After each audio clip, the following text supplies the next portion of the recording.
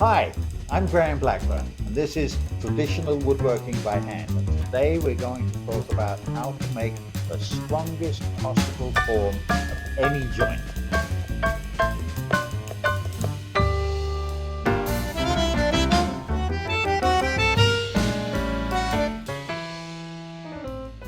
So, the basic principle for making the strongest possible form of any joint is to take the least amount of wood possible away equally from as many parts as comprise the joint.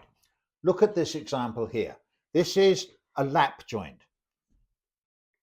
You'll see that I've taken exactly the same amount of wood away from here as I have from here, and both of them are equal. Now, this is a joint that's not really intended to be assembled and disassembled. This is what you use for flooring or walling or things like that.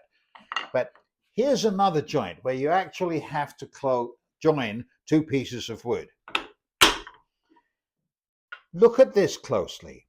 You'll see that there is exactly the same amount of wood removed from both pieces. If I'd removed less wood from this piece, for example, this piece would have been stronger, but then this piece necessarily would have been weaker.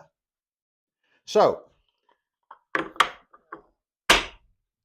that's the principle that you have to remember. Now, just for fun, here's another example. This is a mitered half lap joint. And you might try making one of these at home. It's a trick. You can let me know how you do. But the principle remains the same, that the way it's cut is that this is half the thickness of the wood, this is half the thickness of the wood, this is half the thickness of this, and this is half the thickness of that. I've removed the least amount of wood possible from both pieces equally. This joint is great when you're joining flat pieces of wood, but here's another variety of this. This is the same joint, a half lap joint, but when the wood is vertical. But here we have a slightly different problem. You'll see, first of all, that in fact I did remove exactly the same amount of wood from both pieces, just halfway from the top to the middle, halfway from the top to the middle, but with an extra little trick here.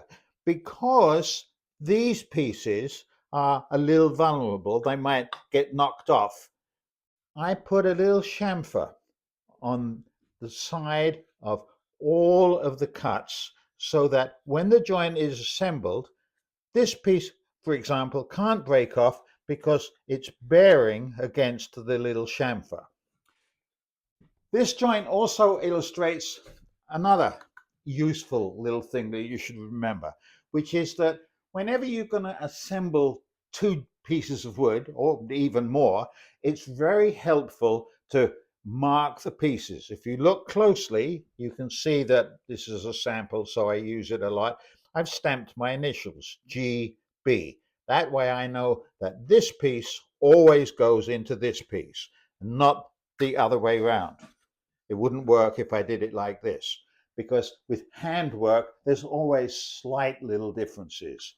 So that's a useful principle to bear in mind. Now let's move on to another interesting joint. Say I want to join two pieces of wood, not crossed, but end to end. What's the best way of doing that?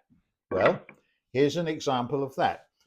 You can join the two pieces of wood end to end by making a dovetail. But look how this illustrates the principle that I'm talking about. Both of these are equal. If this piece was bigger, it would be stronger, but this would necessarily be weaker, and vice versa. This joint, as I just said, is really good and useful if all I'm trying to do is to join two pieces of wood together that won't come apart, assuming I can actually get them together. Right? But if I were to make something where I wanted not only to prevent the wood from coming apart end to end, but also not come apart this way or sideways, there's another form of this joint that's kind of interesting, and that's this one. Look at this carefully, and you'll see that there are dovetails on all four sides. That means that it won't come apart this way, it won't come apart that way, and it won't come apart that way. How do you think that's done? Well, if you want to know, you'll have to watch another episode when we'll go into dovetails in greater detail. And also it brings up another principle, which is that in general, when I'm making furniture, I'm more concerned with the color and the grain and the figure of the wood. And if I have to make something where pieces won't come apart, I use the same piece of wood.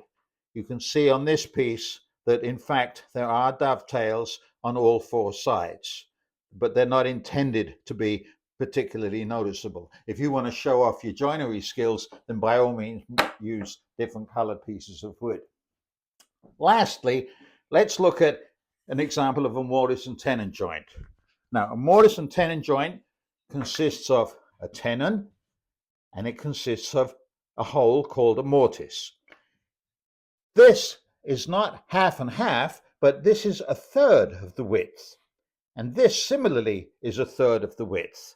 So the parts, in a sense, are equal. If I made the tenon fatter, it would be stronger, but it would necessarily mean that the mortise would have to be much wider and the mortise walls would be thinner. This would be weaker. So it's the same principle. So there you have it. If you want to make the strongest possible form of any joint, the idea is to try and make the joint so that you remove the least amount of wood possible from all the constituent parts. And don't forget the other thing, that a properly put together joint is one that you can assemble without needing a hammer or a vise or anything else. But once you've got it together, it won't fall apart. So that's how you make the strongest possible form of any kind of joint you might want to do. If you want to learn more, and especially if you want to see more about the dovetails, don't forget to click on the subscribe button and then click on the little help button or whatever it is that appears afterwards. So I hope you like that. Looking forward to seeing you again. Take care.